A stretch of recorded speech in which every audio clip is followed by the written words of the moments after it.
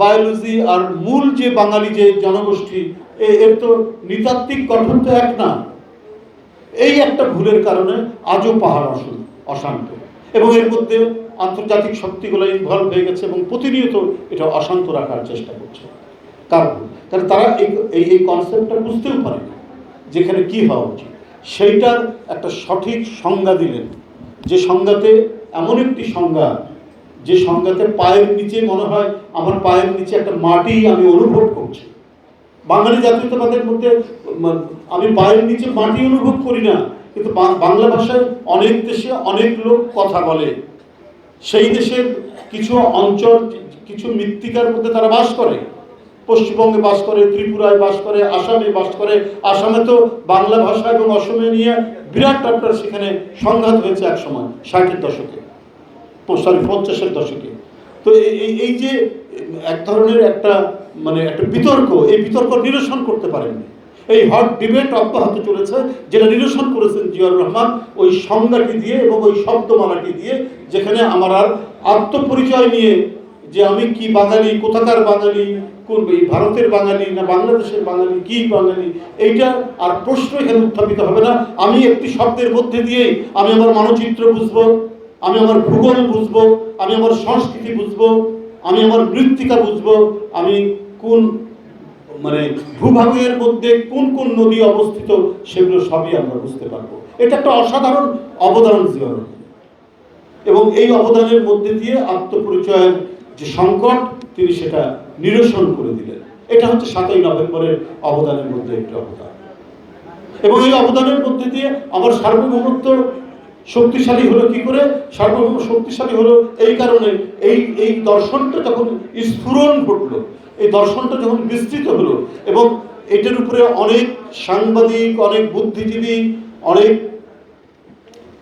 আপনার যারা লেখক, তারা যখন সমর্থন করে পত্র পত্রিকায় লেখা হলো, এবং এটার গ্রহণযোগ্যতা বাড়তে লাগলো।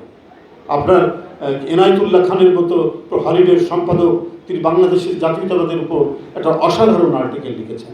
আরও অনেকে এরকম বিখ্যাত বিখ্যাত লোকরা এটার পক্ষে আর্টিকেল লেখার কারণে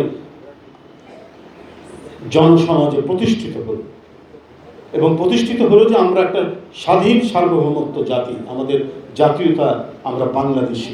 আর বাংলাদেশি বললে পরে আর দ্বিতীয় কোনো প্রশ্ন করতে হয় না যে আপনি কোন দেশের কোথাকার বাঙালি, এটা প্রশ্ন করতে হয় না। এটা এক বিরাট অবদান তিনি সেখানে তৈরি করে গেলেন। এই তৈরি করার পরে তিনি আসলেন তার, আমরা তো জানি যে উন্নয়ন উৎপাদনের কথা নতুন করে বললাম, এটা কথা চমৎকার কথা এখানে বলে গেছেন তিস্তা ব্যারেজের কথা। তিস্তা ব্যারেজ নিজস্ব প্রকৌশলী, নিজস্ব ডিজাইন দিয়ে এটা করা, কিন্তু একটা ছুটে গেছে, নিজস্ব অর্থায়নে। এটার জন্য কারো কাছ থেকে টাকা নিতে হবে, নিজস্ব অর্থায়নে এটা করা সম্ভব। একটা মানুষের যে দেশপ্রেমিক ক্যারেক্টার, চরিত্র ফুটে উঠে কি করে তার কাজের মধ্যে দিয়ে।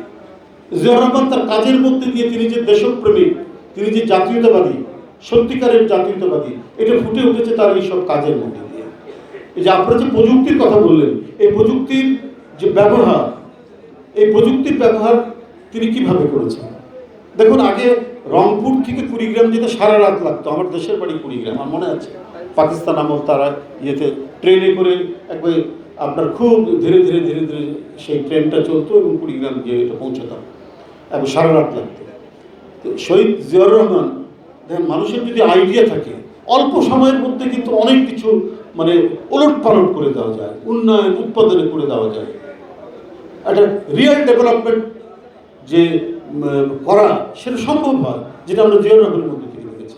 দেখুন, এই যে সারা রাত লাগতো একটা রংপুর থেকে কুড়িগ্রাম যেতে ট্রেনে করে, সেখানে কি করলেন যে তিস্তা ব্যারেজের মধ্যে দুই দিকে কাঠ ফেলে দিলেন, রেল লাইনের দুই ধারে কাঠ, একই সাথে ট্রেনও যাবে এবং গাড়িও যাবে, বাস ট্রাক সব।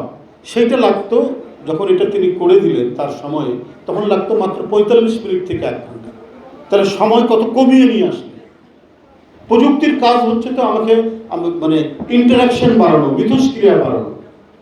এই যে আজকে যে আমরা আইটির কথা বলি, যে গোটা বিশ্বকে একটা ভিলেজ বানাচ্ছে, এই যে নানাভাবে আমরা আজকে বা আইটির উপর নির্ভরশীল হচ্ছি, সেটার তো ধারাবাহিকতা, মানে প্রযুক্তির উপর নির্ভর করা এবং প্রযুক্তিকে মানব কল্যাণের কাজে লাগানো, এটা শহীদ রাষ্ট্রপতি জিয়াউর রহমান তিনি এটা করেছেন। এই এই এই সমস্ত অবদানগুলি আপনি দেখুন যে বেশি দিন তো সময় লাগেনি, অল্প দিনের মধ্যে আপনার গোটা দেশের মধ্যে এক ধরনের মানে প্রবাহ তৈরি হলো, উন্নয়নের প্রবাহ তৈরি হলো। তখন কতই টাকা ছিল, আমাদের বাজেট 100 কোটি টাকার উপরে ছাড়তো কিনা যেত কিনা সন্দেহ ছিল সেই সময়, কিন্তু ওই অল্প টাকা নিয়েই তিনি তার যে গতিশীল নেতৃত্বের কারণে একটা জাতিকে পায়ের উপর দাঁড় করালেন, চাল রপ্তানি করলেন, খাদ্য স্বয়ংসম্পূর্ণতা নিয়ে আসলেন এবং কৃষিতে যান্ত্রিকীকরণ মানে আধুনিকীকরণ করার জন্য তিনি চীন সফর করলেন। সেখান থেকে অনেক প্রযুক্তি নিয়ে এসে মানে ধানের উর্বরতা এবং সেই ক্ষেত্রে মানে কৃষি উৎপাদনের ক্ষেত্রে যে প্রযুক্তির যে ব্যবহার, এটা একটা ব্যাপক রেভলিউশন তৈরি করলেন জিয়াউর রহমান। করার কারণে কমপক্ষে আর দুর্ভিক্ষের রিপিটেশন হলো না। এরপরে অনেক সরকার এসছে, কেউ আর দুর্ভিক্ষের মধ্যে পড়েনি, তার মূল কাজটাই করলেন জিয়াউর রহমান। এবং এটার জন্য কি লাগে, তৃণমূলে লাগে আপনার ফিন্যান্স, রুরাল ফিন্যান্স না হলে কৃষি টিকবে না এবং এটার কারণেই দুর্ভিক্ষের মানে পুনরাবৃত্তি ঘটে। আমি কৃষি ব্যাংকের চেয়ারম্যান হয়ে আমি হতবাক হয়েছি, আমরা অনেক ঘটনাই জানতাম না, অবদানের নানা দিক জানতাম না। তিনি ক্ষমতায় এসেই প্রথম এগ্রিকালচার ডেভেলপমেন্ট প্রোগ্রাম বলে একটা প্রোগ্রাম করে 100 কোটি টাকা তিনি সেখানে বরাদ্দ করলেন এবং এই 100 কোটি টাকা বরাদ্দের মধ্যে দিয়ে গ্রাম অঞ্চলে তৃণমূলে টাকাটা ছড়িয়ে গেল। এই ছড়িয়ে যাওয়ার কারণেই আপনার কৃষকরা হাতে টাকা পেল এবং তারা তার কৃষিতে সেটাকে ব্যবহার করতে লাগলো। তো এই যে ঘটনাগুলো, এই ঘটনাগুলো জিয়াউর রহমানের অবদানের মধ্যে এসছে বলে আজকের যে আধুনিক বাংলাদেশের যে চেহারাটা আমরা দেখছি, সেই আধুনিক বাংলাদেশের চেহারাটা তার একটা বড় মানে একটা অবদান হিসাবে কাজ করেছে। সেটা হলো এই 7ই নভেম্বরের ধারাবাহিকতায় এই জিনিসটা এখানে এসে উপস্থিত হয়েছে। আর